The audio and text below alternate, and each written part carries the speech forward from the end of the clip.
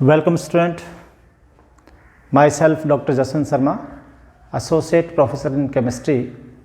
Today I am going to deliver an important topic, that is reacting species in organic chemistry. Student, organic chemistry में जो organic reactions हैं, उन reactions के लिए कुछ species responsible होती हैं जिनको हम रिएक्टिंग स्पीसीज़ कहते हैं.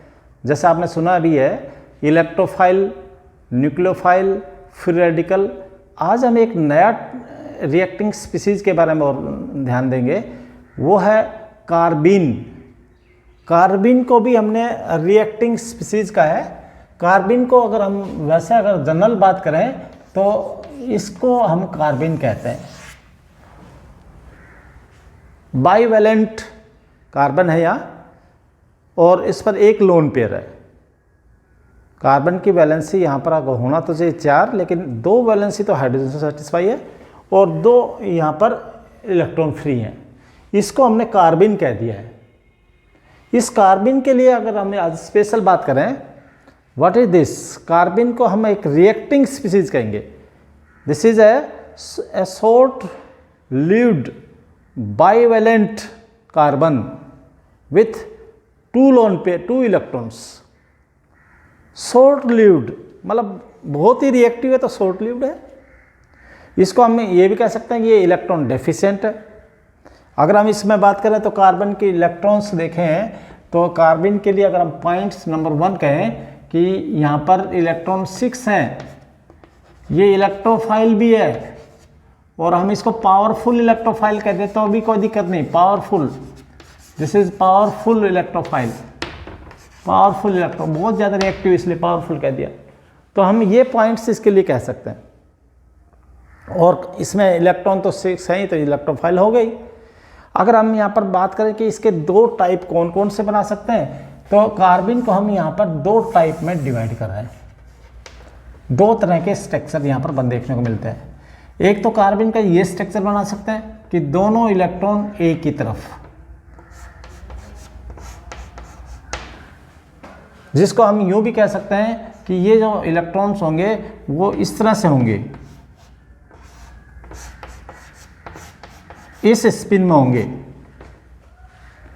मतलब अपोजिट स्पिन में दोनों इलेक्ट्रॉन होंगे. यहाँ पर अगर स्ट्रक्चर बनाकर दिखाता हूँ तो मैं ये देखने को मिलता है. तो ये 2 डिफरेंट स्ट्रक्चर बन गए. एक को तो हमने कहा था ट्रिपलेट, ये तो ट्रिपलेट फॉर्म है, ट्रिपलेट फॉर्म होगी कार्बिन की.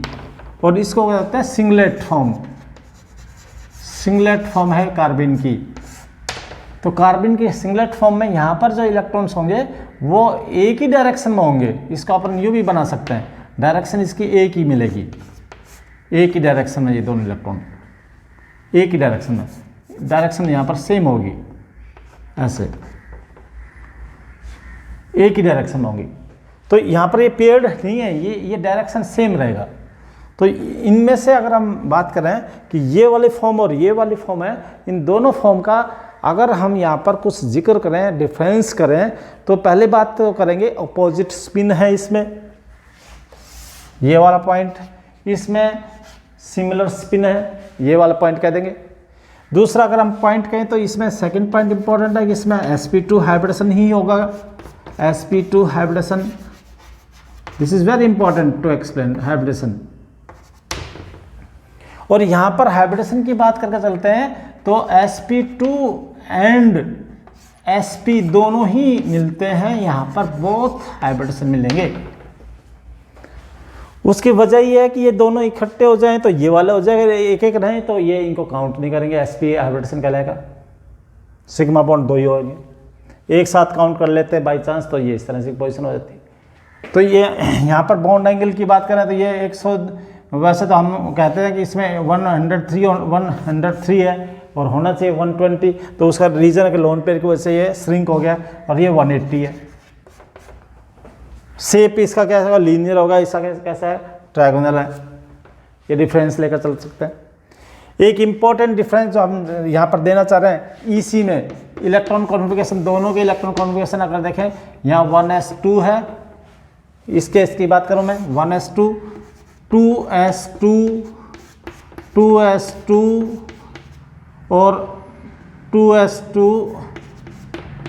ये हमारे पास 3 टाइप के हाइब्रिड ऑर्बिटल हैं। हाइब्रिड ऑर्बिटल यहाँ पर 3 टाइप के होंगे और इन 3 टाइप के ऑर्बिटल में यहाँ तो 2 इलेक्ट्रॉन है, यहाँ 1 इलेक्ट्रॉन है, यहाँ 1 इलेक्ट्रॉन है, और इस तरह से ये 6 इलेक्ट्रॉन हो गए, और यहाँ पर 2p z जो होगा उसमें 0 इलेक्ट्रॉन है। This is electron configuration of this series. यहाँ पर कितने हाइब्रिड ऑर्बिटल होंगे? 3 होंगे, क्योंकि sp2 है तो sp2 है तो sp2 के 3 बनेंगे, तीनों में 2 इलेक्ट्रॉन, इसमें 1 1 1, और यहाँ पर z में 0। इसलिए हम ये कहेंगे कि ये स्पिन में रहता है, साथ रहता है। और यहाँ पर अगर हम एक तो ये का ये भी हो सकता है, एक तो इसका अगर हम EC की बात करें इसमें एक तो सेम रह सकता है, और एक क्या तरीका होगा 1s2 फिर 2sp। यहाँ पर स्पेशल बात ये ध्यान देनी है 2py और 2pz, तो 1 1 1 1 ये होंगे। ये दूसरा कॉन्फ़िगरेशन ये हो सकता है यहाँ पर। तो स्टूडेंट ये स्पेशल अपने को अटेंशन देना पड़ेगा कि यहाँ पर वेरिएशन क्या रहेंगे। तो ये वेरिएशन कॉन्फ़िगरेशन में यहाँ पर सारे के सारे 1 1 इलेक्ट्रॉन है, यहाँ पर डबल इलेक्ट्रॉन हो चुका है। तो अब हम स्टेबिलिटी की बात करके चलते हैं। तो ये लेस स्टेबल होगा, लेस स्टेबल, और ये मोर स्टेबल हो सकता है, मोर स्टेबल। लेस स्टेबल और मोर स्टेबिलिटी की भी बात भी कर सकते हैं, इसलिए हम कहेंगे this is very high reactive, और वो रिएक्टिव कम होगा। लेस स्टेबल, मोर स्टेबल की बात कर दी। एक इंपॉर्टेंट बात ये और कहना चाह रहे हैं, दिस इज वेरी हाई स्टीरियोस्पेसिफिक। स्टीरियोस्पेसिफिक क्या होता है? स्टीरियोस्पेसिफिक का मतलब ये होता है कि अगर मान लो मैं किसी एल्कीन से रिएक्शन कराऊं और वो सिस फॉर्म में है, और इस पर यदि हम कोई भी एडिशनल कोई भी ऐड करें, जैसे ये हमने ऐड कर दिया कार्बिन, तो ये जो बनेगा साइक्लो कंपाउंड जो बनेगा, ये साइक्लो कंपाउंड जो बना है, साइक्लोप्रोपीन जो बना है, ये भी सिस निकल कर आएगा। तो सिस से सिस ही बनेगा। अगर ये एडिशन होता है, इस टाइप की कार्बन का अटैचमेंट होता है, तो ये स्टीरियो स्पेसिफिक कहलाता है। जो सिंगलेट है वो स्टीरियो स्पेसिफिक होता है। जैसा कॉन्फ़िगरेशन एल्कीन का है वैसा ही साइक्लो एल्कीन का बनेगा। यहाँ पर ऐसा नहीं है, यहाँ पर ट्रांस बनता है, यहाँ पर ट्रांस बनता है। सिस भी बन सकता है, ट्रांस भी बन सकता है, लेकिन ट्रांस यहाँ पर नहीं बनेगा। This is again very important. एक इंपॉर्टेंट पॉइंट और मैं डिस्कस करना चाहूँगा यहाँ पर कि सिंगलेट से यदि हम ट्रिपलेट बनाना चाहें, तो सिंगलेट से ट्रिपलेट बनते वक्त एक इम्पॉर्टेंट हमें ध्यान देना, गैसेस स्टेट होने चाहिए। ये सिंगलेट है, ये ट्रिपलेट में बदल सकता है। क्या होना चाहिए? गैसेस स्टेट होने चाहिए, नंबर 1। नंबर 2, यहाँ पर डाइल्यूट, वेरी डाइल्यूट सॉल्यूशन होना चाहिए, वेरी डाइल्यूट मीडियम होना चाहिए। और नंबर नेक्स्ट, अगर डाइल्यूट नहीं तो बेंजोफिनोन भी ले सकते हैं। तो gases state, very dilute solution, very dilute medium, और एक बेंजोफिनोन की प्रेजेंस में भी बेंजोफिनोल ले लें, इसकी प्रेजेंस में ये सिंगलेट ट्रिपलेट में चेंज हो सकता है, इसका उल्टा नहीं होगा। तो ये दिस इज ऑल अबाउट कार्बिन। कार्बिन के टाइप हमने एक्सप्लेन कर दिया, कार्बिन समझ लिया, कार्बिन का स्ट्रक्चर समझ लिया, कार्बिन के कुछ डिफरेंसेस समझ लिए। तो इसमें स्टूडेंट अपने को एकदम कमांड करके चलना है, because this is very important for examination point of view. अब हम बात करेंगे कि कार्बिन को अगर हम यहाँ एक इंपॉर्टेंट चीज़ पर लेकर चलें कि कार्बिन को हम कैसे फॉर्म करें, फॉर्मेशन और इसकी रिएक्शंस और मैं थोड़ा सा डिस्क्राइब करूँगा कि कौन कौन सी ऐसी रिएक्शन है जिससे हम कार्बिन फॉर्मेशन देख पा रहे हैं। तो एक बार ध्यान दें, कार्बिन फॉर्मेशन कौन कौन सी रिएक्शंस हैं जिनसे कार्बिन बन सकता है।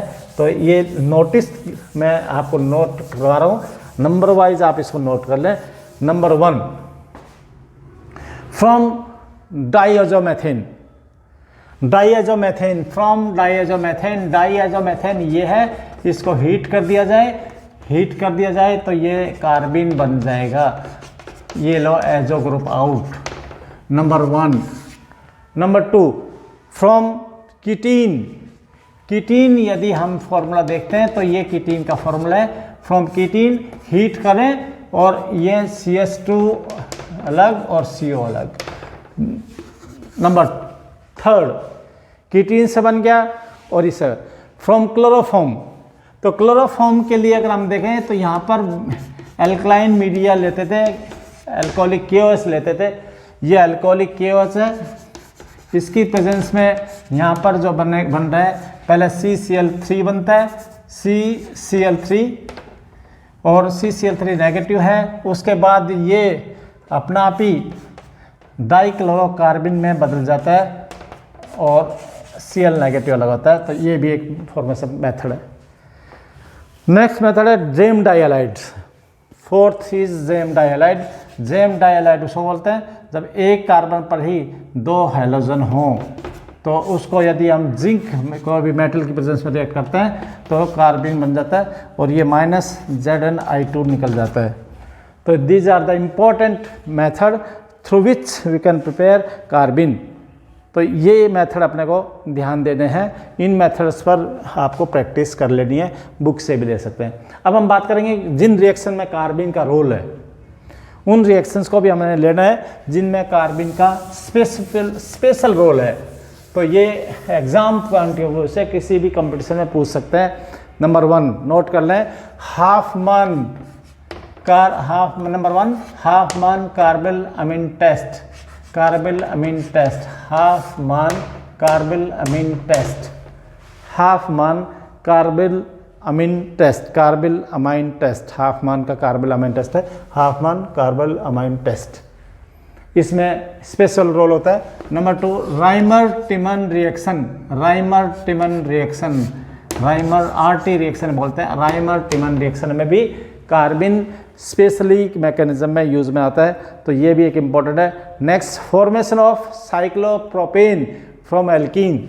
साइक्लोप्रोपेन अभी बात कर रहे थे, साइक्लोप्रोपेन बना था, कार्बिन से बन सकता है साइक्लोप्रोपेन, वो भी इसी की रिएक्शन है। एक इंसर्शन